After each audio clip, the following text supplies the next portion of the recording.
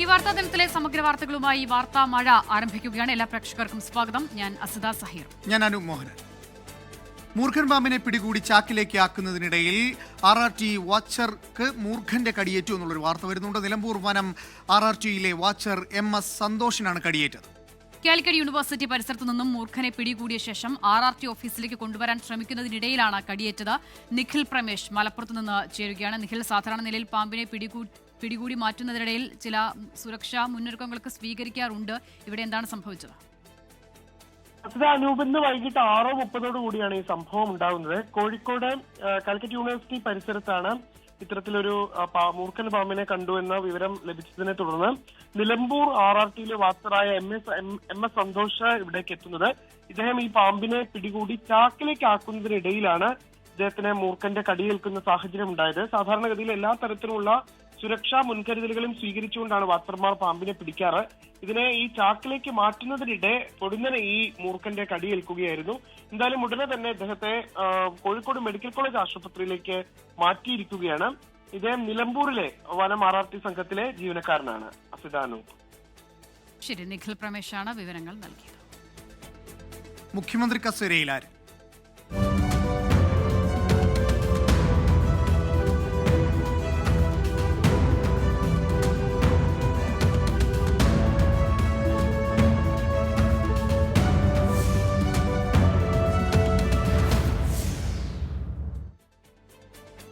മുഖ്യമന്ത്രി തീരുമാനത്തിന് മുമ്പായി MLA-മാരുമായി കൂടിക്കാഴ്ച നടത്താൻ AICC നിയോഗിച്ച നിരീക്ഷകർ തിരുവനന്തപുരത്തെത്തി. സംഘങ്ങളായ മുകുൾ വാസ്നിക്കും അജയ് മക്കനും നാളെ MLA-മാരുമായി ചർച്ച നടത്തും.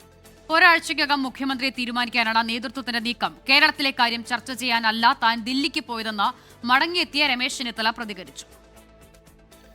KPCC ആസ്ഥാനത്ത് നാളെ MLA-മാരുമായി നിരീക്ഷണ സംഘാംഗങ്ങൾ നടത്തുന്ന കൂടിക്കാഴ്ചയിൽ മുഖ്യമന്ത്രി ചർച്ചയിലെ അഭിപ്രായങ്ങൾ തേടും. ശേഷം ഘടകകക്ഷികളുടെ അഭിപ്രായം കൂടി ആരാഞ്ഞ AICCക്ക് റിപ്പോർട്ട് നൽകും. തുടർന്നായിരിക്കും മുഖ്യമന്ത്രി തീരുമാനം. ഇന്ന് വൈകുന്നേരത്തോടെ നിരീക്ഷകരായ മുകുൾ വാസ്നിക്കും അജയ് മാക്കനും തിരുവനന്തപുരത്തെത്തി.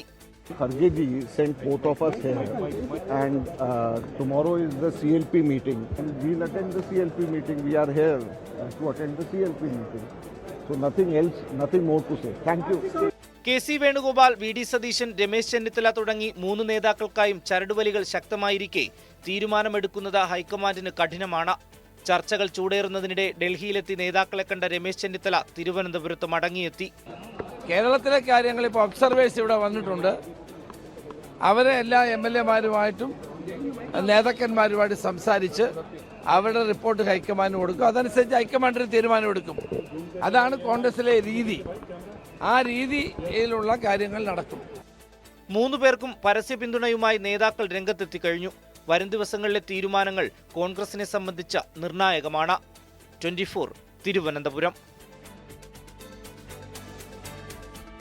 കോൺഗ്രസിൽ മുഖ്യമന്ത്രി ചർച്ച സജീവമായിരിക്കെ നേതാക്കൾക്കായി ഇന്നും വിവിധയിടങ്ങളിൽ ഫ്ലെക്സ് ബോർഡുകൾ പ്രത്യക്ഷപ്പെട്ടു. KC വേണുഗോപാലിനായും VD സതീശനായും രമേശ് ചെന്നിത്തലയ്ക്കുമായാണ് ഫ്ലെക്സ് ബോർഡുകൾ പ്രത്യക്ഷപ്പെട്ടത്.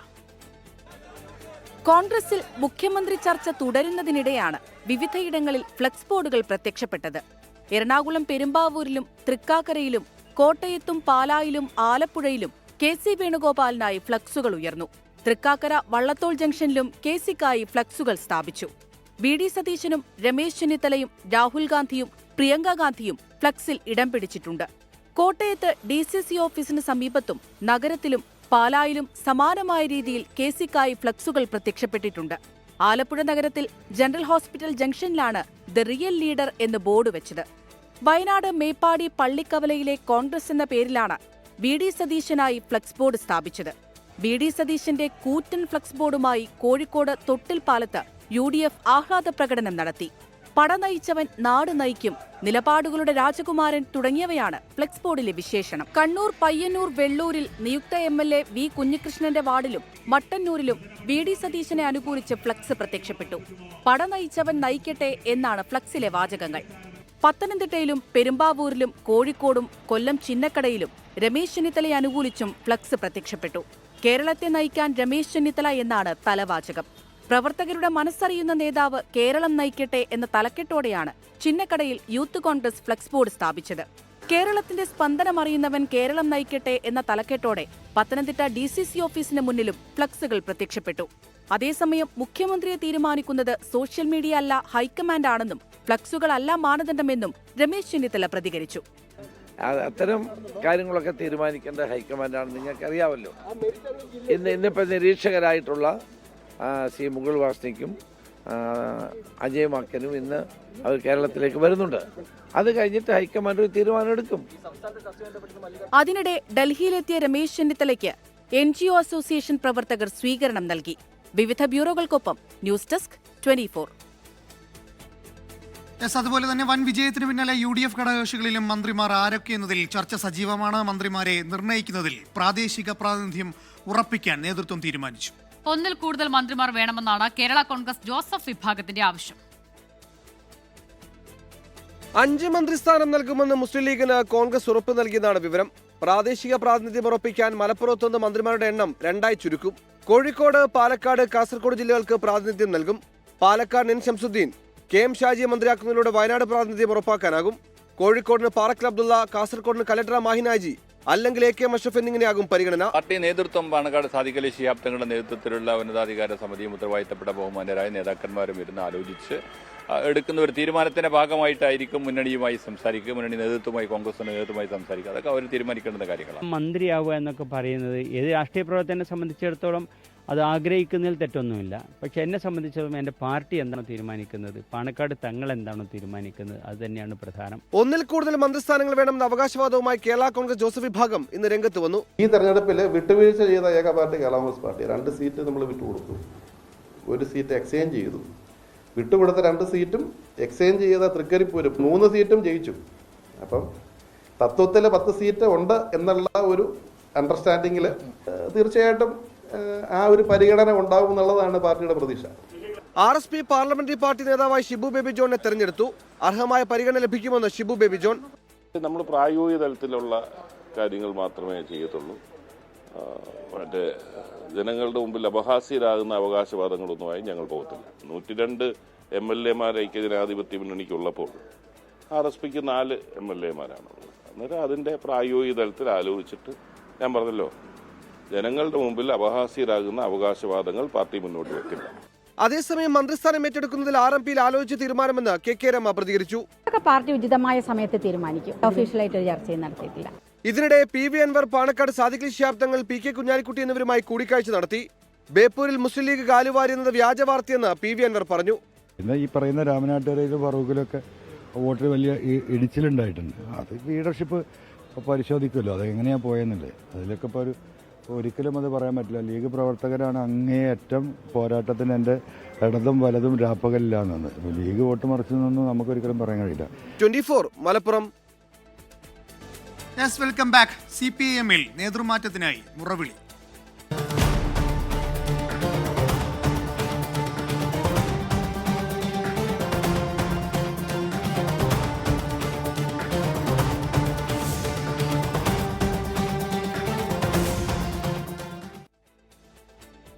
നിയമസഭാ തെരഞ്ഞെടുപ്പിലെ കനത്ത തോൽവി പരിശോധിച്ച് CPI നേതൃത്വം. പരാജയം അപ്രതീക്ഷിതമെന്നാണ് CPIM-ന്റെ വിലയിരുത്തൽ. തോൽവിക്ക് കാരണം പിണറായി വിരുദ്ധ വികാരമെന്ന് CPI. ഇതിനിടെ പിണറായി വിജയനെ പ്രതിപക്ഷ നേതാവാക്കുന്നതിനെതിരെ ഒരു വിഭാഗം CPI നേതാക്കൾക്കും അതൃപ്തിയുണ്ട്. ഇടതുകോട്ടകളിൽ ഉൾപ്പെടെ നേരിട്ട വൻ തിരിച്ചടി ആത്മവിമർശനമായി എടുക്കുകയാണ് CPIM. ആത്മപരിശോധനയ്ക്ക് തയ്യാറാകും. പാർട്ടിയുടെ എല്ലാ ഘടകങ്ങളും വിളിച്ചു ചേർക്കുമെന്നും പാർട്ടി അംഗങ്ങൾക്ക് നിർഭയമായി അഭിപ്രായം പറയാമെന്നും MV ഗോവിന്ദൻ മാധ്യമങ്ങളോട് പറഞ്ഞു. പാർട്ടി സഖാക്കൾക്ക് നിർഭയമായും സ്വതന്ത്രമായും അവരുടെ ഘടകങ്ങളിൽ അഭിപ്രായങ്ങൾ പറയാൻ അവസരമൊരുക്കണം എന്നാണ് പാർട്ടി നേതൃത്വത്തിന്റെ അഭിപ്രായം. തോൽവിക്ക് കാരണം സർക്കാർ വിരുദ്ധ വികാരമല്ല, എന്നാൽ പിണറായി വിരുദ്ധ വികാരമുണ്ടെന്ന വിലയിരുത്തലിലാണ് CPI. പാർട്ടിയിലെ എതിർശബ്ദങ്ങളെ അടിച്ചമർത്തിയത് തിരിച്ചടിക്ക് വഴിവെച്ചുവെന്നും വിമർശനമുണ്ട്. ജനങ്ങളുടെ യജമാനന്മാരായി പാർട്ടി നേതാക്കന്മാർ മാറിയാൽ അവർക്കത് പൊറുക്കാൻ കഴിയില്ല, എന്തെല്ലാം നല്ല കാര്യങ്ങൾ ചെയ്താലും. അതുകൊണ്ട് സീറ്റിന്റെ എണ്ണം പ്രശ്നമല്ല, തിരുത്തേണ്ട കാര്യങ്ങൾ തിരുത്തി ജനങ്ങൾക്കിടയിലേക്ക് ഇറങ്ങിയാൽ അടുത്ത തെരഞ്ഞെടുപ്പിൽ ഇടതുപക്ഷത്തിന് അധികാരത്തിൽ വരാൻ കഴിയുമെന്ന കാര്യത്തിൽ യാതൊരു സംശയമില്ല. പിണറായി വിജയനെ പ്രതിപക്ഷ നേതാവാക്കുന്നതിനെതിരെ ഒരു വിഭാഗം CPI നേതാക്കൾ പരസ്യമായി രംഗത്തു വന്നു. And I think we need new faces to lead the movement. New faces in the opposition. Need a new opposition leader. Need a new opposition deputy leader. Vellappally നടേശനെ അനുകൂലിക്കുന്ന മുഖ്യമന്ത്രിയുടെ സമീപനം ന്യൂനപക്ഷങ്ങളെ അകറ്റി. വീട്ടിൽ പോയി ചോദിക്കൂ, ഡാഷ്മോൻ ചെറ്റത്തരം പരാമർശങ്ങൾ തിരിച്ചടിയായെന്നും CPI യോഗത്തിൽ വിമർശനമുയർന്നു. 24 തിരുവനന്തപുരം. തെരഞ്ഞെടുപ്പ് തോൽവിക്ക് പിന്നാലെ ഇടതുമുന്നണിയിൽ പ്രതിപക്ഷ ഉപനേതാവ് സ്ഥാനം ആവശ്യപ്പെടാൻ CPI തീരുമാനിച്ചു. പ്രതിപക്ഷ നേതാവ് മാത്രമല്ല, ഉപനേതാവും വേണമെന്നാണ് ആവശ്യപ്പെടാനായി ഒരുങ്ങുന്നത്. മുന്നണി നേതൃത്വം ഒരാളിലേക്ക് ചുരുങ്ങാതിരിക്കാനാണ് ആവശ്യം ഉന്നയിക്കുന്നത്. CPIയുടെ നിയമസഭാ കക്ഷി നേതാവായി കെ രാജനെ നിശ്ചയിച്ചു. പി പ്രസാദിനെ നിയമസഭാ കക്ഷി ഉപനേതാവായും GR അനിലിനെ പാർട്ടി വിപ്പായും നിയമിച്ചു. റിനു ശ്രീധർ വിവരങ്ങളുമായി ചേരുന്നുണ്ട്. റിനു, ഈ പ്രതിപക്ഷ ഉപനേതാവ് വേണമെന്നാണ് ഇപ്പോൾ CPI പറയുന്നത്. അത് ഈ ഒരാളിലേക്ക് ചുരുങ്ങിപ്പോകുന്നുണ്ട്. LDF എന്ന് പറയുന്ന ആ ഒരു രീതി, അതിനെ മാറ്റണം, ഒരു ഉപനേതാവ് വേണമെന്ന് CPI എടുത്തു പറയുന്നുണ്ട് അല്ലേ? തീർച്ചയായും അനൂപ, സിത, എന്തായാലും പ്രതിപക്ഷ നേതാവിന്റെ സ്ഥാനത്തേക്ക് പിണറായി വിജയൻ വരണ്ട എന്നുള്ളതാണ് CPIയുടെ നിലപാട്. കേന്ദ്ര നേതൃത്വം പോലും പരസ്യമായിട്ടുള്ള വിമർശനവുമായി രംഗത്ത് എത്തിക്കഴിഞ്ഞു. അതിന് ഒരു താഴിടുക എന്നുള്ള ഒരു തീരുമാനത്തിന്റെ അടിസ്ഥാനത്തിലാണ് ഇടത് മുന്നണിയിൽ പ്രതിപക്ഷ ഉപനേതാവ് കൂടി വേണം എന്നുള്ള ഒരു നീക്കം CPI മുന്നോട്ട് വെക്കുന്നതിന് ചേർന്ന യോഗത്തിലാണ് ആ തീരുമാനമെടുത്തിരിക്കുന്നത്. ഒരു പ്രതിപക്ഷ നേതാവ് സ്ഥാനം വേണമെന്ന് ആവശ്യപ്പെടാനും തീരുമാനിച്ചിട്ടുണ്ട് എന്നുള്ളതാണ്. മുന്നണി നേതൃത്വം ഒരാളിലേക്ക് ചുരുങ്ങാതിരിക്കാൻ വേണ്ടിയാണ് ഈ ആവശ്യം ഉന്നയിക്കുന്നത് എന്നുള്ളതാണ് ഏറ്റവും പ്രധാനപ്പെട്ട ഒരു കാര്യം. ഒപ്പം കെ രാജനെ CPIയുടെ നിയമസഭാ കക്ഷി നേതാവായി നിശ്ചയിക്കുകയും ചെയ്തിട്ടുണ്ട്. പി പ്രസാദ് ആയിരിക്കും നിയമസഭാ കക്ഷി ഉപനേതാവും. GR അനിലിനെ പാർട്ടി വിപ്പായും നിശ്ചയിച്ചു എന്നുള്ളതാണ്. എന്തായാലും നിലവിൽ ഇനി LDFന്റെ ഒരു കടിഞ്ഞാൺ അത് CPMന് മാത്രം നൽകില്ല എന്നുള്ളതാണ് CPIയുടെ തീരുമാനം. അതിന്റെ കൂടി പശ്ചാത്തലത്തിലാണ് ഇപ്പോൾ നിയമസഭയിൽ ഒരു പ്രതിപക്ഷ നേതാവ് കൂടി വേണം എന്നുള്ള ഒരു കാര്യം CPI ആവശ്യപ്പെടാൻ വേണ്ടി തീരുമാനിച്ചിട്ടുള്ളത്. എന്തായാലും CPI രണ്ടും കൽപ്പിച്ച് തന്നെയാണ് ഒരു ഉപനേതാവ് സ്ഥാനം വേണം, ഒരു പ്രതിപക്ഷ നേതാവ് ഉപസ്ഥാനം വേണം എന്ന് CPI ആവശ്യപ്പെടുകയാണ്. വിവരങ്ങൾ നൽകുകയായിരുന്നു റിനു ശ്രീധർ തിരുവനന്തപുരത്ത് നിന്ന്. PC ജോർജിനെ തള്ളി BJP general secretary Anoop Antony. ക്രൈസ്തവ സഭകൾക്കെതിരെ PC ജോർജ് നടത്തുന്ന അധിക്ഷേപ പരാമർശങ്ങളിലാണ് അനൂപ് ആന്റണി നിലപാട് വ്യക്തമാക്കിയത്. വോട്ട് ചെയ്യുന്നവരെ മാത്രമേ ചേർത്ത് പിടിക്കൂ എന്ന സമീപനം BJPക്ക് ഇല്ലെന്ന് അനൂപ് ആന്റണി 24നോട് പറഞ്ഞു. FCRA ഭേദഗതി ക്രിസ്ത്യൻ വിഭാഗങ്ങളിൽ ഉണ്ടാക്കിയ ആശയക്കുഴപ്പം പരാജയത്തിന് കാരണമായി എന്ന വിലയിരുത്തലാണ് 2020. തിരഞ്ഞെടുപ്പിന് ശേഷം ക്രൈസ്തവ സഭകൾക്കെതിരെ PC ജോർജ് നടത്തുന്ന പരാമർശങ്ങളെ തള്ളിക്കൊണ്ടാണ് BJP general secretary Anoop Antony രംഗത്തു വന്നത്. BJP ആരെയും വെല്ലുവിളിക്കുന്ന പ്രസ്ഥാനമല്ല, ആരുമായും മൽപ്പിടുത്തത്തിന് പോകണമെന്ന കാഴ്ചപ്പാടുമില്ലെന്നും അനൂപ് ആന്റണി വ്യക്തമാക്കി. BJP എന്ന് പറയുന്നൊരു പ്രസ്ഥാനം അങ്ങനെ വെല്ലുവിളിക്കുന്ന പ്രസ്ഥാനമല്ല. ആരെയും അങ്ങനെ വെല്ലുവിളിക്കാനൊന്നും BJP ശ്രമിക്കാറില്ല. എല്ലാവരെയും ചേർത്ത് നിർത്താനും കൂടെ പിടിക്കാനും ആഗ്രഹിക്കുന്ന ഒരു പ്രസ്ഥാനമാണ്. അതും പ്രത്യേകിച്ച് കേരളത്തിൽ ക്രൈസ്തവർന്ന് മാത്രമല്ല എല്ലാ വിഭാഗങ്ങൾ ആളുകളെയും ചേർത്ത് പിടിക്കണമെന്ന് തന്നെയാണ് ഞങ്ങളുടെ ഒരാഗ്രഹം. അതിനുള്ള ശ്രമങ്ങളാണ് ഇത്രയും വർഷം നടന്നത്. ആ ശ്രമങ്ങൾ തന്നെ മുമ്പോട്ട് പോകണമെന്നാണ് ഞങ്ങളുടെയൊക്കെ ആഗ്രഹം. അതേസമയം നിയമസഭാ തിരഞ്ഞെടുപ്പിൽ FCRA ക്രിസ്ത്യൻ വിഭാഗങ്ങളിൽ ആശയക്കുഴപ്പം ഉണ്ടാക്കിയെന്ന് വിലയിരുത്തുകയാണ് 2020. പരാജയത്തിന് FCRA കാരണമായോ എന്ന് പരിശോധിക്കുമെന്ന് 2020 സംസ്ഥാന പ്രസിഡന്റ് സാബു M ജേക്കബ്. ആ അവസരത്തിൽ FCRA വരികയും അതിനെപ്പറ്റി കോൺഗ്രസ്സുകാർ അത് വ്യാപകമായിട്ട് ഒരു ജനങ്ങളിൽ പ്രത്യേകിച്ച് ക്രിസ്ത്യൻ വിഭാഗങ്ങളിൽ ഒരു ആശയക്കുഴപ്പമുണ്ടാക്കി. അപ്പോൾ അതുകൊണ്ട് തീർച്ചയായിട്ടും മുഴുവനായിട്ടുള്ള ക്രിസ്ത്യൻ വോട്ടുകൾ എന്നുള്ള ഒരു ശതമാനം വോട്ടുകൾ അതുകൊണ്ട് മാറിപ്പോയതുണ്ടാവാം. നിയമസഭാ തിരഞ്ഞെടുപ്പിൽ ചരിത്രത്തിലാദ്യമായി 3 സീറ്റുകൾ ലഭിച്ചെങ്കിലും NDA പല മണ്ഡലങ്ങളിലും പ്രതീക്ഷിച്ച വോട്ടുകൾ നേടാത്തത് പാർട്ടിക്കുള്ളിൽ സജീവ ചർച്ചയാണ്. 24 കൊച്ചി. തമിഴ്നാട്ടിൽ വിജയുടെ സത്യപ്രതിജ്ഞയിൽ അനിശ്ചിതത്വം തുടരുന്നു. സർക്കാർ രൂപീകരിക്കാൻ ഗവർണർ രാജേന്ദ്ര അർലേക്കർ അനുമതി നൽകിയില്ല. വിജയ്ക്ക് കേവല ഭൂരിപക്ഷം ഇല്ലെന്ന് അറിയിച്ചതായി സൂചന. 107 MLA-മാർ ഒപ്പമുള്ള വിജയ്ക്ക് കേവല ഭൂരിപക്ഷത്തിന് വേണ്ടത് ഇനി 11 പേരുടെ കൂടി പിന്തുണയാണ്. കേവല ഭൂരിപക്ഷം വേണമെന്ന് സുപ്രീം കോടതി വിധിയുണ്ടെന്ന് ഗവർണർ അറിയിച്ചു. TVKയ്ക്ക് ഉപാധികളോടെ പിന്തുണ പ്രഖ്യാപിച്ച് സഖ്യം വിട്ട കോൺഗ്രസ് DMK-യുടെ രൂക്ഷ വിമർശനം. TVKയ്ക്ക് പിന്തുണ ലഭിച്ചിട്ടില്ലെന്ന് അണ്ണാ DMK. പ്രചരിച്ച വാർത്തകൾ ശരിയല്ലെന്ന് മുൻ മന്ത്രി KP മുനിസ്വാമി പറഞ്ഞു. 47 നിയുക്ത MLA-മാരും TVKയ്ക്ക് പുറത്തുനിന്ന് പിന്തുണ നൽകുമെന്ന വിവരങ്ങൾ നേരത്തെ പുറത്തു വന്നിരുന്നു. அனைத்து இந்திய அண்ணா திராவிட முன்னேற்ற கழகம் தமிழக வெற்றி கழகத்திற்கு ஆதரவு தெரிவிப்பதை போன்ற செய்திகளும் பிரேக் நியூஸ்களும் வந்து கொண்டிருக்கிறது. அது முற்றிலும் தவறான ஒரு செய்தி. எந்த சூழ்நிலையிலும் அனைத்து இந்திய அண்ணா திராவிட முன்னேற்றக் கழகம் தமிழக வெற்றி கழகத்திற்கு ஆதரவு தெரிவிக்கப்படவில்லை என்பதை எங்களுடைய கழகத்தினுடைய போற்றுதலுக்குரிய பொதுச் செயலாளர் எடப்பாடியாருடைய அனுமதியுடன் தெரிவித்துக் கொள்கிறேன். മനേഷ് മൂർത്തി ചെന്നൈയിൽ നിന്ന് ചേരുകയാണ്. മനേഷ്, തിരക്കിട്ട നീക്കങ്ങൾ നടക്കുന്നുണ്ട് തമിഴ്നാട്ടിൽ. ഇപ്പോൾ സർക്കാർ രൂപീകരിക്കാനുള്ള നടപടികളിലേക്ക് കടന്നിരുന്നു TVK. പക്ഷേ സത്യപ്രതിജ്ഞ നാളെ നടത്താനാകാത്ത സാഹചര്യമാണുള്ളതല്ലേ? അശ്വിത, അനൂപ്, തീർച്ചയായും നാളെ എന്തായാലും ഇപ്പോൾ സത്യപ്രതിജ്ഞ നടക്കില്ല. കാരണം ഗവർണറുടെ ഭാഗത്തു നിന്നും ഇത്തരത്തിലൊരു നീക്കം ഒരുപക്ഷെ പ്രതീക്ഷിച്ചിട്ടുണ്ടാവില്ല. ഇന്നിപ്പോൾ വൈകിട്ട് രാത്രിയോടുകൂടി TVKയുടെ നിയമവിഭാഗം അത് വിജയുടെ നേതൃത്വത്തിൽ ഗവർണറെ കണ്ട് കാര്യങ്ങൾ ധരിപ്പിച്ചിട്ടുണ്ടെന്നാണ് മനസ്സിലാക്കുന്നത്. എന്തായാലും നാളെ ഇതുമായി ബന്ധപ്പെട്ട എന്തെങ്കിലും ഒരു നീക്കം ഒരുപക്ഷെ ഗവർണറുടെ ഭാഗത്തു നിന്ന് ഉണ്ടാകാനുള്ള ഒരു സാധ്യതയുമുണ്ട്. എന്തായാലും നിലവിലെ സാഹചര്യത്തിൽ 113 എന്ന് പറയുന്ന സീറ്റുകൾ വെച്ചുകൊണ്ട്, അല്ലെങ്കിൽ കോൺഗ്രസുമായി ചേരുമ്പോൾ 113 സീറ്റ്, ആ സീറ്റുകൾ വെച്ചുകൊണ്ട് എന്തായാലും ഒരു അധികാരത്തിൽ ഒരു സത്യപ്രതിജ്ഞ ക്ഷണിക്കാൻ അല്ലെങ്കിൽ അനുമതി നൽകാൻ എന്തായാലും സാധിക്കില്ല എന്നുള്ളതാണ് ഗവർണർ പറയുന്നത്. പ്രധാനപ്പെട്ട കാര്യം 118 എന്ന് പറയുന്ന ഒരു മാജിക് നമ്പറിലേക്ക് എന്തായാലും വിജയ് എത്തിയിട്ടില്ല, TVK എത്തിയിട്ടില്ല. അതുകൊണ്ട് തന്നെ സുപ്രീം കോടതി വിധിയാണ് താൻ പാലിക്കുന്നത്. ഒരിക്കലും തന്റെ തീരുമാനമല്ല, അത് സുപ്രീം കോടതിയുടെ വിധിയാണ് എന്നാണ് ഗവർണർ അറിയിക്കുകയും ചെയ്യുന്നത്. എന്തായാലും ഈ പറഞ്ഞ രീതിയിൽ സത്യപ്രതിജ്ഞ എന്തായാലും നീളും എന്ന് തന്നെയാണ് സൂചന. മാത്രമല്ല, നാളെ ചെന്നൈയിൽ നിന്നും തിരികെ കേരളത്തിലേക്ക് പോകും എന്നാണ് ഗവർണർ അറിയിക്കുകയും ചെയ്തിട്ടുള്ളത്. അപ്പോൾ നാളെ ഉച്ചവരെ മാത്രമാണ് ഈ പറഞ്ഞ രീതിയിൽ TVKക്ക് ഒരു സമയമുള്ളത്. ആ സമയത്തിനുള്ളിൽ എന്തായാലും ഈ പറഞ്ഞ രീതിയിലുള്ള ഒരു 5 സീറ്റുകൾ കൂടി എവിടെ നിന്നെങ്കിലും ആരുടെയെങ്കിലും സപ്പോർട്ട് കിട്ടിയെങ്കിൽ മാത്രമേ തീർച്ചയായും വരും ദിവസങ്ങളിലെങ്കിലും അടുത്ത ദിവസമെങ്കിലും ഈ പറഞ്ഞ പോലെയുള്ള ഒരു സത്യപ്രതിജ്ഞാ ചടങ്ങ് നടക്കാൻ സാധ്യതയുള്ളൂ. എന്തായാലും വലിയ പ്രതിസന്ധിയിൽ തന്നെയാണ്, അല്ലെങ്കിൽ വലിയൊരു അനിശ്ചിതത്വം എന്തായാലും ഈ സത്യപ്രതിജ്ഞാ ചടങ്ങുമായി ബന്ധപ്പെട്ട് ഉണ്ട് താനും. ഇടതുപക്ഷ പാർട്ടികൾക്ക് നേരത്തെ തന്നെ കത്ത് നൽകിയിരുന്നു TVK. പക്ഷേ ഇക്കാര്യത്തിൽ എന്തായാലും കൃത്യമായൊരു നിലപാട് ഇരു പാർട്ടികളും CPIM ആണെങ്കിലും CPI ആണെങ്കിലും എടുത്തിട്ടില്ല. യോഗങ്ങൾ ചേർന്നതിന് ശേഷം അത്തരം എന്താണ് തീരുമാനിക്കാം എന്നാണ് അവരുടെ ഒരു പാർട്ടികളുടെ ഒരു നിലപാടെന്ന് പറയുന്നത്. മറ്റൊന്ന് പാട്ടാളി മക്കൾ കക്ഷിയാണ്. പക്ഷേ പാട്ടാളി മക്കൾ കക്ഷിയുമായി സംസാരിച്ചപ്പോൾ തന്നെ ഡെപ്യൂട്ടി CM ഷിപ്പാണ് അവർ ചോദിച്ചത്. അതുകൊണ്ട് തന്നെ അവരുമായിട്ടുള്ള സംസാരത്തിന് അല്ലെങ്കിൽ അവരുമായിട്ടുള്ള ചർച്ചകൾക്ക് എന്തായാലും ഇനിയിപ്പോൾ വലിയ സ്കോപ്പ് ഉണ്ടോ എന്ന കാര്യത്തിൽ അത്തരത്തിലുള്ള ചിന്തകളൊന്നും അല്ലെങ്കിൽ അത്തരത്തിലുള്ള ചർച്ചകളൊന്നും എന്തായാലും TVKയിൽ നടക്കുന്നില്ല എന്നുള്ളതാണ് മനസ്സിലാക്കാൻ സാധിക്കുന്നത്.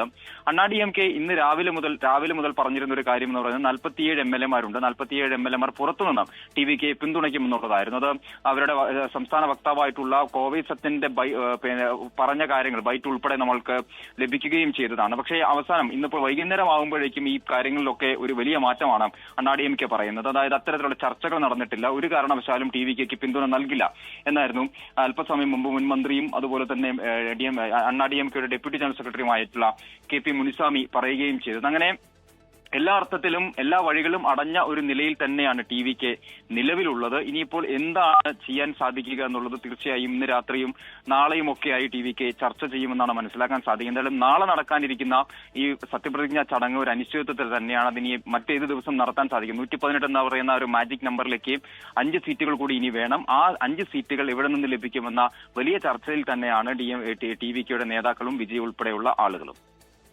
അത് തന്നെയാണ്. അണ്ണാ DMK U-turn അടിച്ചതാണ് ഇപ്പോൾ വിജയ്ക്ക് മുന്നിൽ ഉള്ള ഒരു വലിയ പ്രതിസന്ധി. എന്തായാലും നാളെയോ മറ്റന്നാളോ ഒക്കെയായി വിജയ് ഈ പറഞ്ഞ 11 പേരെ കൂട്ടിച്ചേർത്ത് മന്ത്രിസഭ രൂപീകരിക്കാനുള്ള തയ്യാറെടുപ്പുകൾ നടത്തുമെന്ന് തന്നെയാണ് അറിയാൻ കഴിയുന്നത്. നടക്കുമോ എന്ന് നമുക്ക് നോക്കാം. മനേഷ് മൂർത്തിയാണ് ചെന്നൈയിൽ നിന്ന് വിവരങ്ങൾ നൽകിയത്. ബംഗാളിലും രാഷ്ട്രീയ സംഘർഷങ്ങൾക്ക് അയവില്ല. സന്ദേശ് ഖാലിയിൽ വെടിവയ്പിൽ പോലീസുകാരനും കേന്ദ്രസേന ഉദ്യോഗസ്ഥനും പരിക്കേറ്റു. കൊൽക്കത്തയിൽ മമതാ ബാനർജിയുടെയും അഭിഷേക് ബാനർജിയുടെയും വസതിക്കുള്ള സുരക്ഷ കുറച്ചു. തെരഞ്ഞെടുപ്പിൽ മത്സരിക്കാൻ 5 കോടി രൂപ പാർട്ടി കോഴ ആവശ്യപ്പെട്ടെന്ന് തൃണമൂൽ വിട്ട മുൻമന്ത്രി മനോജ് തിവാരി ആരോപണം ഉന്നയിച്ചു. സന്ദേശ് ഖാലിയിൽ രാത്രി നടന്ന സംഘർഷങ്ങൾ നേരിടാൻ ഇറങ്ങിയ പോലീസിനും കേന്ദ്രസേന ഉദ്യോഗസ്ഥർക്കും നേരെ നാടൻ ബോംബെറിഞ്ഞു. വെടിവെപ്പിൽ പോലീസുകാരനും കേന്ദ്രസേന ഉദ്യോഗസ്ഥനും പരിക്കേറ്റു. പോലീസ് ലാത്തി വീശി. മുർഷിദാബാദിൽ ലെനിൻ പ്രതിമ തകർത്തു. കൊൽക്കത്ത ന്യൂ മാർക്കറ്റിൽ വിജയാഘോഷത്തിനിടെ BJP പ്രവർത്തകർ തൃണമൂൽ ഓഫീസ് ഇടിച്ചു നിരത്തി. മമതയുടെയും അഭിഷേക് ബാനർജിയുടെയും വസതികൾക്ക് മുന്നിലുള്ള പ്രത്യേക ഗേറ്റുകളും മറ്റും നീക്കി. ഇതോടെ ഈ മേഖലയിലുള്ള സഞ്ചാരത്തിനുള്ള നിയന്ത്രണം ഒഴിവായി. ആക്രമണങ്ങളാണ് BJP ഉദ്ദേശിച്ച പരിവർത്തനമെന്ന് തൃണമൂൽ നേതാവ് ഡെറിക് ഒബ്രയൻ ആരോപിച്ചു. താൻ രാജിവെക്കില്ലെന്ന മമതാ ബാനർജിയുടെ നിലപാടിനെ BJP വിമർശിച്ചു. അധികാരം മമതയുടെ തറവാട്ട് സ്വത്തല്ലെന്ന് BJP നേതാവ് ദിലീപ് ഘോഷ് പറഞ്ഞു. ഇന്ത്യ ബ്ലോക്കിനെ ശക്തമാക്കി പുതിയ പോർമുഖം തുറക്കാനാണ് മമതയുടെ നീക്കം. അധികാരത്തിൽ നിന്ന് പുറത്തായതോടെ നേതൃത്വത്തിനെതിരെ തൃണമൂൽ കോൺഗ്രസിനകത്ത് അസ്വാരസ്യങ്ങൾ പുകയുകയാണ്. സീറ്റിനായി 5 കോടി രൂപയാണ് പാർട്ടി ആവശ്യപ്പെട്ടതെന്ന് ക്രിക്കറ്ററും മുൻ മന്ത്രിയുമായ മനോജ് തിവാരി തുറന്നടിച്ചു. കൊൽക്കത്തയിൽ മെസ്സി എത്തിയ പരിപാടി അലങ്കോലമായത് സർക്കാരിന്റെ പിടിപ്പുകേട് കൊണ്ടായിരുന്നുവെന്നും പാർട്ടി വിട്ട മനോജ് തിവാരി ആരോപിച്ചു. 24 കൊൽക്കത്ത.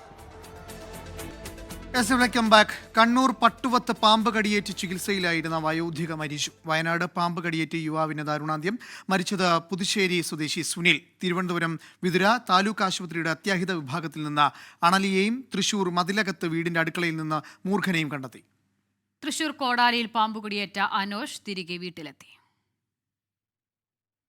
കഴിഞ്ഞ മാസം 26-നാണ് നാരായണിക്ക് വീടിന്റെ പിൻഭാഗത്തെ വിറകുപുരയിൽ നിന്ന് പാമ്പിന്റെ കടിയേറ്റത്. ദേഹാസ്വാസ്ഥ്യമുണ്ടായതിനെ തുടർന്ന് ഉടൻ തന്നെ ആശുപത്രിയിലെത്തിച്ച് ചികിത്സ നൽകിയെങ്കിലും രക്ഷിക്കാനായില്ല. വയനാട്ടിൽ പാമ്പ് കടിയേറ്റ് യുവാവ് മരിച്ചു. മാനന്തവാടി പുതുശ്ശേരി സ്വദേശി സുനിലാണ് മരിച്ചത്. ഇന്നലെ വീട്ടിനുള്ളിൽ മരിച്ച നിലയിൽ കണ്ടെത്തുകയായിരുന്നു.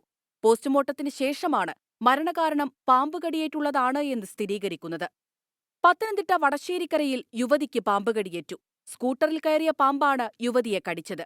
തിരുവനന്തപുരം വിതുര താലൂക്ക് ആശുപത്രിയിൽ ഇന്ന് രാവിലെയാണ് അണലിയെ കണ്ടെത്തിയത്. ആശുപത്രിയുടെ അത്യാഹിത വിഭാഗത്തിലെ പടിക്കെട്ടിനടിയിലെ സുഷിരത്തിൽ പാമ്പിനെ കണ്ടതിനെ തുടർന്ന് ജീവനക്കാർ RRT സംഘത്തെ അറിയിക്കുകയായിരുന്നു. RRT സംഘം പാമ്പിനെ പിടികൂടി. കൊല്ലം ക്ലാപ്പനയിൽ വീടിനുള്ളിൽ നിന്ന് 10 അണലികളെ പിടികൂടി. വീടിനോട് ചേർന്നുള്ള ഓടയിൽ നിന്നുൾപ്പെടെ പാമ്പുകളെ കണ്ടെത്തി.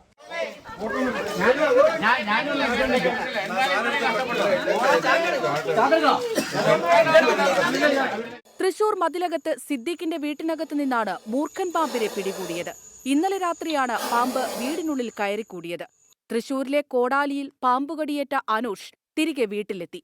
വീട്ടിലെ സുരക്ഷ ഉറപ്പുവരുത്തിയതിനു ശേഷമാണ് കുട്ടിയെ തിരികെ വീട്ടിലേക്ക് കൊണ്ടുവന്നത്. വിവിധ ബ്യൂറോകൾക്കൊപ്പം ന്യൂസ് ഡെസ്ക് 24.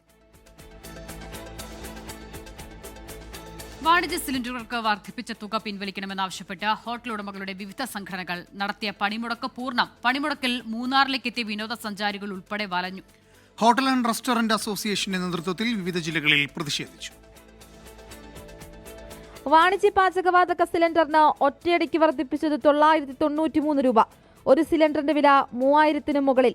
കേരളത്തിലെ 40% ഹോട്ടലുകൾക്ക് പൂട്ടിയിടേണ്ട അവസ്ഥ. വർദ്ധിപ്പിച്ച തുക കുറയ്ക്കണമെന്നാവശ്യപ്പെട്ടാണ് hotel and restaurant association, Kerala വ്യാപാര വ്യവസായ ഏകോപന സമിതി തുടങ്ങിയ സംഘടനകളുടെ നേതൃത്വത്തിൽ ഇന്ന് മുഴുവൻ ഹോട്ടലുകളും അടച്ചിട്ട് പണിമുടക്കിലേക്ക് കടന്നത്. എറണാകുളം നഗരത്തിൽ ഏകദേശം 2000 ചില്ലറ ഹോട്ടലുകളുണ്ടെന്നാണ് എൻ്റെ ഒരു അറിവ്. അപ്പോൾ ഇത് എല്ലാവരെയും ബാധിക്കും. അതുപോലെ തന്നെ ജനങ്ങളെ വളരെയധികം ബുദ്ധിമുട്ടുണ്ടാകും. പണിമുടക്കറിയാതെ എത്തിയ കേരളത്തിന് പുറത്തുള്ളവർ വലഞ്ഞു. நாங்க சேலம்ல இருந்து வரோம். எங்க கிளைமேட் மூணாருக்கு வந்திருக்கோம். எங்க கிளைமேட் ரொம்ப நல்லா இருக்கு. ஆனா ஹோட்டல்ல சிலிண்டர்ல ஷார்ட்டேஜ்னால சில ஹோட்டல் எதுவும் இல்ல. அதனால நாங்க கொஞ்சம் சாப்பிடாம கொஞ்சம் அஃபெக்ட் ஆகுறோம். വിവിധ ജില്ലകളിൽ പ്രതിഷേധ പ്രകടനവും നടന്നു. ഗ്യാസ് കുറ്റിയിൽ എറിത്തുവെച്ച Kerala hotel and restaurant association Kollam ജില്ലാ കമ്മിറ്റി പ്രതിഷേധിച്ചു. കേന്ദ്ര സർക്കാർ സ്ഥാപനങ്ങളുടെ മുൻപിലേക്കായിരുന്നു പ്രതിഷേധ പ്രകടനങ്ങൾ. കൊച്ചിയിൽ പനമ്പിള്ളി നഗർ IOCക്ക് മുൻപിലായിരുന്നു പ്രതിഷേധം. പാലക്കാട് നടന്ന KHRA പ്രകടനം VK ശ്രീകണ്ഠൻ MPയും കോട്ടയത്ത് തിരുവഞ്ചൂർ രാധാകൃഷ്ണനും ഉദ്ഘാടനം ചെയ്തു. കോഴിക്കോടും ആലപ്പുഴയിലും പ്രതിഷേധ പ്രകടനങ്ങൾ നടന്നു. 24 കൊച്ചി. വയനാട് കൽപ്പറ്റയിൽ കനത്ത മഴയിൽ സർക്കാർ ടൗൺഷിപ്പിന് നിർമ്മാണത്തിനായി കൂട്ടിയിട്ട മണ്ണ് സമീപത്തെ വീടുകളിലേക്ക് ഒലിച്ചിറങ്ങിയതായി പരാതി. ടൗൺഷിപ്പിന് സമീപത്തെ വീടുകളുടെ മുറ്റത്ത് ചെളിയടിഞ്ഞു. പൂരാളുങ്കൽ അധികൃതരോട് പറഞ്ഞിട്ടും നടപടിയെടുത്തില്ല എന്ന് വീട്ടുകാർ പരാതിപ്പെടുന്നു. അതേസമയം മണ്ണ് കൂട്ടിയിട്ടത് അശാസ്ത്രീയമായാണെന്ന് കൽപ്പറ്റ MLA T സിദ്ദീഖ് പറഞ്ഞു. 2 ഭാഗം മണ്ണ്, ഇതാ ഈ ഭാഗം മൊത്തത്തിൽ മണ്ണാണ്. ഈ മണ്ണിന്റെ നടുവിലാണ് നമ്മളെ ഈ വീട് കിടക്കുന്നത്. അത് മുഴുവൻ ആ 2 ഭാഗത്ത് റോട്ടുമെന്ന് വരുന്ന വെള്ളവും മഴയും ചളിയും മുഴുവൻ വരുന്നത് നമ്മളെ മുറ്റത്ത്. ഇത് വന്നിട്ട് എങ്ങനെ നേരിട്ട് ഇങ്ങോട്ട് വരുന്നത് നമ്മൾ അകത്തേക്കാണ് വരുന്നത്. സർക്കാർ ടൗൺഷിപ്പ് നിർമ്മാണം പുരോഗമിച്ചുകൊണ്ടിരിക്കെ ഇന്നലെ കൽപ്പറ്റയിൽ പെയ്ത കനത്ത മഴയിൽ നിർമ്മാണത്തിനിടയിൽ കൂട്ടിയിട്ട മണ്ണ് വീടുകളുടെ മുറ്റത്തേക്ക് ഒലിച്ചിറങ്ങി. ടൗൺഷിപ്പിന് സമീപത്തെ നിരവധി വീടുകളിലേക്കും തോടുകളിലേക്കും ചളി വന്നടിഞ്ഞതോടെ നിരവധി വീട്ടുകാർ ആശങ്കയിലായി. മണ്ണൊലിച്ചിറങ്ങിയതിനേക്കാൾ ഉപരി പ്രശ്നം അറിയിച്ചിട്ടും ഊരാളുങ്കൽ അധികൃതർ നടപടിയെടുക്കുന്നില്ലെന്നാണ് പരാതി. ഊരാളുങ്കൽ ഇവിടെ പണിയെടുക്കുന്ന ആളുകൾക്ക് ചോദിക്കുമ്പോൾ നമുക്ക് ശാശ്വതമായുള്ളൊരു പരിഹാരമോ ഒരു മാർഗമോ പറയുക പോലും ഉണ്ടാകുന്നില്ല, ചെയ്യാത്തൊരവസ്ഥയാണ്. ഈ അടിയന്തര ഒരു സാഹചര്യത്തിൽ വരുന്ന മഴക്കാലത്തിന് മുമ്പായി ഇതിനൊരു പരിഹാരം ഇല്ലെങ്കിൽ വലിയ ദുരന്തം ഈ പുൽപ്പാറയിലും ടൗണിലും നടക്കും. പ്രശ്നം രൂക്ഷമായതിനു പിന്നാലെ കളക്ടറുടെ നേതൃത്വത്തിൽ യോഗം ചേർന്നു. സ്ഥിതിഗതികൾ മനസ്സിലാക്കാൻ കൽപ്പറ്റ MLA ടി സിദ്ദിഖ് വീട്ടുകാരുമായി സംസാരിച്ചു. മണ്ണ് അശാസ്ത്രീയമായി കൂട്ടിയിട്ടതിൻ്റെ ഒരു പ്രശ്നം ഇതിൽ സീരിയസ് ആയി വന്നിട്ടുണ്ട്. അതുകൊണ്ട് മണ്ണ് സുരക്ഷിതമായ സ്ഥലത്ത് സാക്ക് ചെയ്ത് പ്രൊട്ടക്ട് ചെയ്യാനുള്ള നടപടി ഉൾപ്പെടെ ഇതിന്റെ ഭാഗമായി ചെയ്യാൻ വേണ്ട നിർദ്ദേശവും കൊടുത്തിട്ടുണ്ട്. സർക്കാർ ടൗൺഷിപ്പിലെ ഡ്രെയിനേജ് സംവിധാനത്തിലും പുനഃപരിശോധനയുണ്ടാകുമെന്ന് MLA വ്യക്തമാക്കി. 24 വയനാട്. ദേശീയതലത്തിൽ 1ാം റാങ്കിന്റെ നേട്ടവുമായി പാലാ ബ്രില്യൻ സ്റ്റഡി സെന്ററിലെ വിദ്യാർത്ഥികൾ. ഇന്ത്യയിലെ പ്രമുഖ IIT-കൾ, NIT-കൾ, school of planning and architecture എന്നിവയിലേക്കുള്ള പ്രവേശന പരീക്ഷയായ JEE, main BArch, B planning എന്നിവയിലാണ് പാലാ ബ്രില്യൻ സ്റ്റഡി സെന്ററിലെ വിദ്യാർത്ഥികൾ ചരിത്ര വിജയം നേടിയത്. 2026 JEE main BArch, B planning പരീക്ഷയുടെ ഫലം പ്രഖ്യാപിച്ചപ്പോൾ മികച്ച വിജയം നേടി Pala brilliant study centre.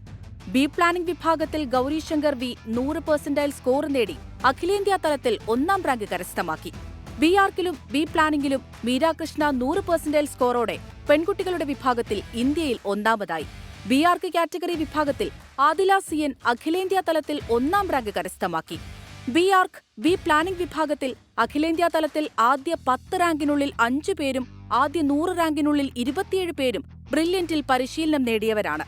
B planning വിഭാഗത്തിൽ 100% സ്കോറോടെ ഓൾ ഇന്ത്യാ തലത്തിൽ 1ാം റാങ്ക് നേടിയ ഗൗരീശങ്കർ മാന്നാനം KE സ്കൂളിലെ +2 പഠനത്തോടൊപ്പം പാലാ ബ്രില്യന്റിന്റെ എൻട്രൻസ് പരിശീലനം നേടി വരികയായിരുന്നു.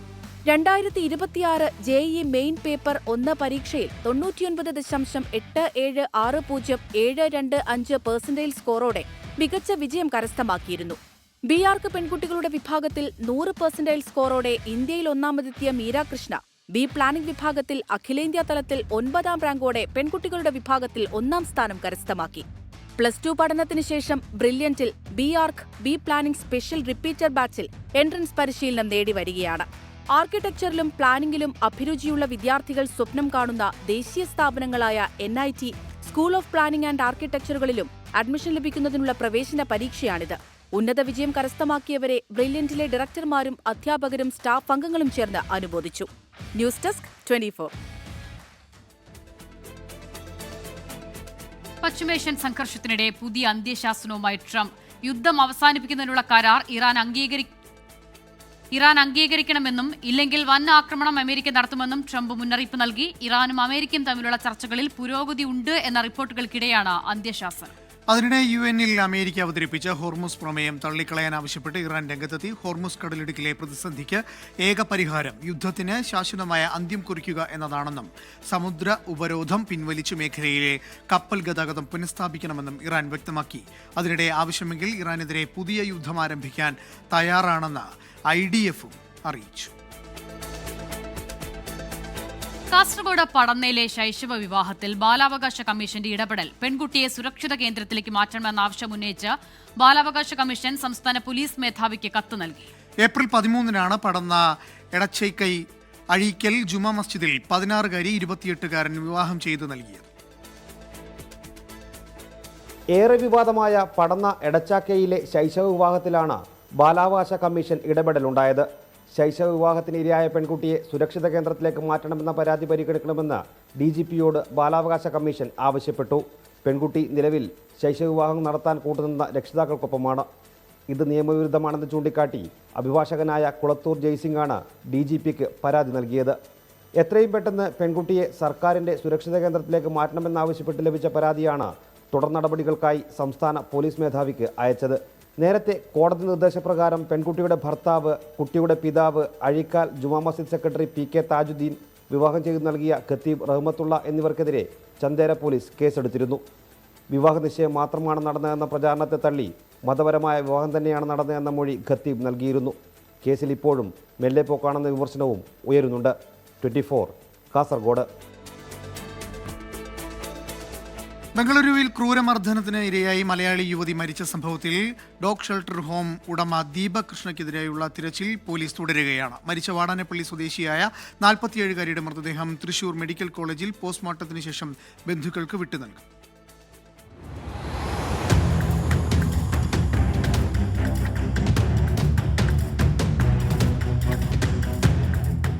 കഴിഞ്ഞ 3-ന് അതിക്രൂര മർദ്ദനമേറ്റ തൃശൂർ വാടാനപ്പള്ളി സ്വദേശിനി ഇന്നലെയാണ് തൃശൂർ മെഡിക്കൽ കോളേജ് ആശുപത്രിയിൽ ചികിത്സയിൽ കഴിയവേ മരണത്തിനു കീഴടങ്ങിയത്.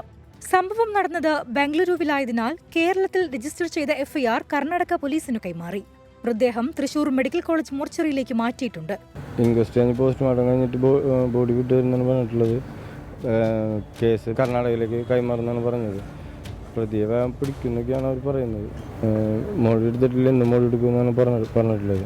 അതേസമയം 47-കാരിയെ ക്രൂരമായി ആക്രമിച്ച ദീപക് കൃഷ്ണ കൊടും ക്രിമിനലാണെന്നാണ് പുറത്തുവരുന്ന വാർത്തകൾ. ഇയാൾക്കെതിരെ നിരവധി ക്രിമിനൽ കേസുകളുണ്ട്.